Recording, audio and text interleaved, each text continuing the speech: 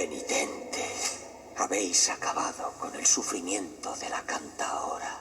Su cante lo formaban las propias voces de todas las almas que reposaban en este lugar.